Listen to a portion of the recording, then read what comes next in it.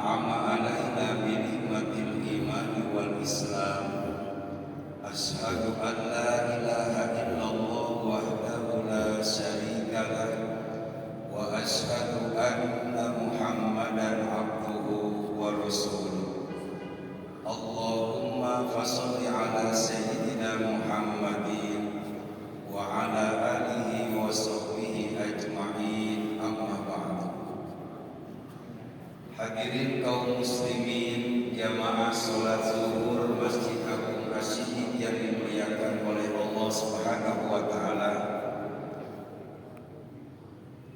Alhamdulillah, sholawat beserta salam semoga tetap tercurah limpah kepada junjungan alam Nabi besar Muhammad sallallahu alaihi wasallam.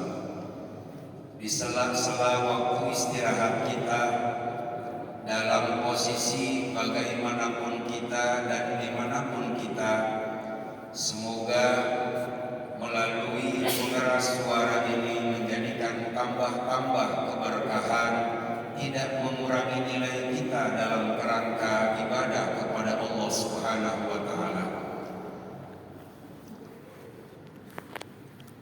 Kita hari ini berada dalam bulan yang amat sangat mulia dan dimuliakan oleh Allah.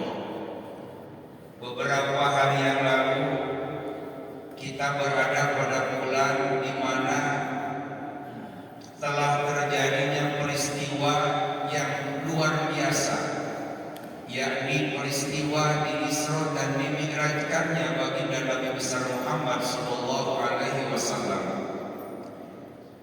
Tentunya sekalipun waktu telah berlalu, tapi hikmah yang dapat kita petik tentunya harus menjadikan rujukan kita setelah kita melalui bulan yang dimuliakan oleh Allah.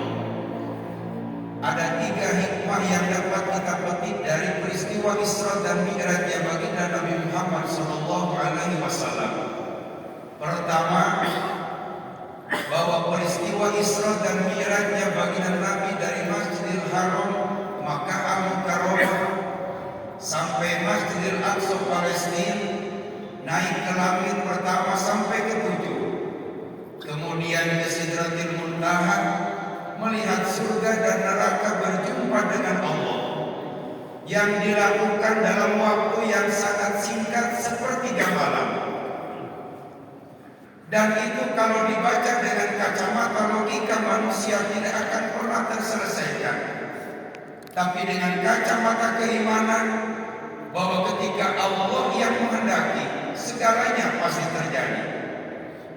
Ini hikmahnya bagi kita ketika kita merasa bahwa kita bukan siapa-siapa, bahwa kita tidak memiliki apa-apa, dan tujuan kita tentunya akan terhalangi dengan keterbatasan kita.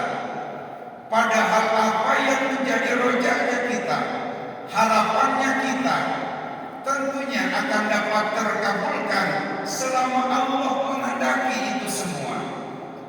Oleh karenanya, di saat kita berharap ingin menjadi orang yang kaya, di saat menjadi orang yang bisa bermanfaat bagi diri dan yang lainnya, di saat berharap anak-anak kita salah satu di antaranya ada yang menjadi tulang punggung keluarga untuk menghantarkan ke jalan yang diridhoi oleh Allah, sekalipun kita bukan ulama atau kiai, tapi ketika Allah menghendaki, segalanya pasti akan terjadi.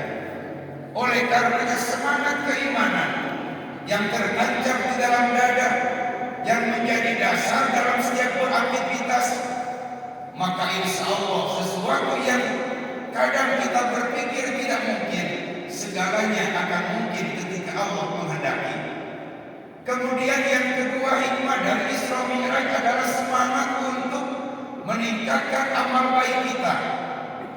Amal baik kita, takwa kita semakin meningkat, iman pun otomatis akan meningkat. Amal semakin melemah, maka iman pun akan mudah goyah, dan iman akan dapat terombang-ambing karena amal kita yang miskin. Semangat beramal soleh, meminimalisir amal salah, semangat berbuat baik, menghindarkan dari amal yang jelek, melakukan amal ibadah, terjadi semakin meningkatnya derajat iman kita kepada Allah, sehingga memudahkan segala apa yang menjadi harapan kita tentunya dilancarkan, dimudahkan oleh Allah Subhanahu wa taala. Bagaimana dalam peristiwa Isra Mi'raj Allah memperlihatkan sebagian kecil tanda-tanda kebesarannya. Linuriyahu min ayatina. Ada orang yang mencakar wajahnya sendiri terus menerus tiada henti. Baginda Nabi bertanya, ya Jibril, wahai malaikat Jibril, apa amalannya orang itu ketika di dunia? Mereka itulah orang-orang yang gemar dan suka membuka keburukan saudaranya. Membuka keburukan saudaranya, maka diperlihatkan akibat dari perbuatan itu. Ada sekelompok orang yang menanam panen terus menerus tiada henti. Bagaimana amalnya ketika di dunia kelompok itu?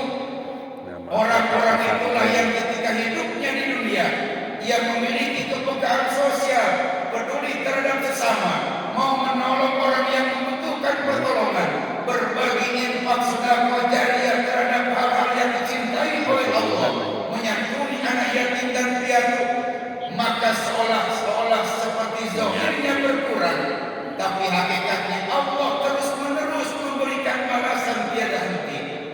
Maka semangat ketika kita melakukan kebaikan, balasannya akan baik. Kita terjebak dalam salah, akibatnya pun akan mendapatkan keburukan. Belajarlah menanam baik, hasilnya akan baik. Ketika kita menanam keburukan, akibatnya pun akan buruk. Wal tanzur nafsu ma qaddamat lighad. Dan amal ini yang tentunya menjadikan proyek bagi kita bersama untuk mempersiapkan kehidupan dunia yang bahagia dan kehidupan akhirat yang bahagia, yang abadi dan selama-lamanya, dan tidak akan ada lagi kehidupan setelah alam akhirat. Kemudian yang ketiga, hikmah memperingati Isra Mi'raj, semakin meningkat semangat kita untuk menegakkan ibadah sholat yang 5 waktu. Karena Isra Mi'raj pada hakikatnya Allah memanggil baginda Nabi untuk menerima perintah ibadah sholat yang 5 waktu.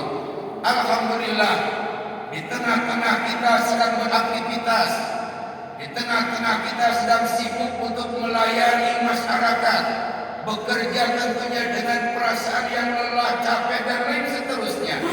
Tapi kemudian kita masih menyisihkan kesempatan kesehatan kita untuk menegakkan ibadah sholat, memakmurkan Masjid Agung As-Siddiq yang kita cintai ini. Mudah-mudahan kita semuanya ditambah-tambah diberkahkan oleh Allah, segala hajat dijabah oleh Allah, segala masalah persoalan yaj'allahu makhraja, Allah memudahkan jalan keluarnya. Dan tentunya sholat yang kita lakukan, sholat yang kita tegakkan, semoga tidak hanya sekedar di saat sholat kita berhadapan dengan Allah kemudian kita melakukan hal yang baik, tapi selesai setelah sholat pun tak melahirkan kebaikan yang bisa berdampak untuk kemaslahatan bersama. Sholat yang ditegakkan tentunya diharapkan pertama melahirkan ketawaduan kita, bahwa kepala ini adalah anggota tubuh yang paling di atas. Tapi ketika berhadapan dengan Allah, di saat kita sujud kepada Allah, sejajar dengan telapak kaki yang posisinya di bawah. Ini mencerminkan bagaimana ketika kita di kehidupan bermasyarakat, sekalipun kita memiliki pangkat jabatan yang tinggi, harta yang melimpah ruah, ilmu yang melaut, tapi tidak layak untuk sombong. Tapi kita harus tawadhu bahwa ketika Allah memberikan amanah, memberikan titipan, suatu saat pun Allah akan mengambil apa yang diamanatkannya. Kita tidak merasa memiliki segalanya, tapi kita hanya diamanati yang pada suatu saat akan diambil. Dan semoga kita termasuk orang-orang yang bisa amanah, yang pada akhirnya Allah akan memberkahi dan memberikan rahmat-Nya kepada kita. Kemudian yang kedua, sholat diharapkan bisa melahirkan keikhlasan.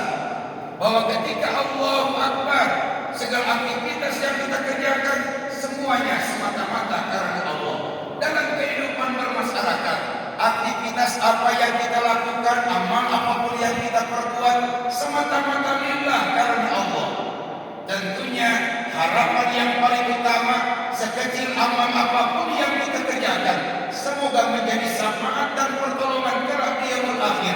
Dan di dunia dengan amal yang karena Allah itu, Allah akan memberikan bonus, memudahkan segala urusan, dan menjadikan kita tambah-tambah diberikan kebahagiaan oleh Allah.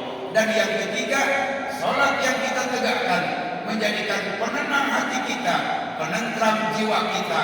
Di saat kita emosional, di saat kita sedang keluh kesah dengan persoalan yang tiada henti, maka ketika kita sholat, ketika wajah kita terkena basuhan air wudu, maka itu akan menjadi penenang, pententram dalam hati dan jiwa kita.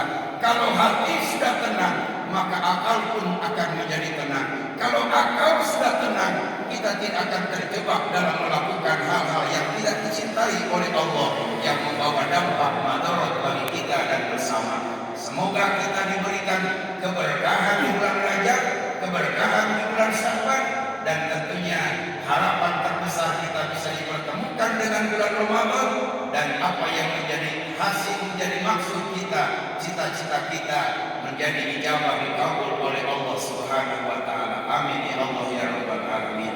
Bulan Rajab merupakan peluang terbesar bagi kita untuk terhapusnya segala dosa dan hilaf kita. Syahrul Taubat, syahrul bulan yang kita mendapatkan ampunan Allah. Semoga dosa hilaf apa kita di masa lalu mendapatkan ampunan dan maghfirah dari Allah Subhanahu wa taala. Astagfirullah Rabbana ya Astagfirullah minal khotoya. Memperbanyak istighfar, semoga menjadi hilang dosa kita di masa lalu terampunkan, dan sisa waktu kita, apa yang menjadi cita-cita dan harapan kita dimudahkan oleh Allah Subhanahu wa taala. Allahumma barik lana fi Rajab wa Sya'ban wa balighna Ramadana wa hasil maqasidana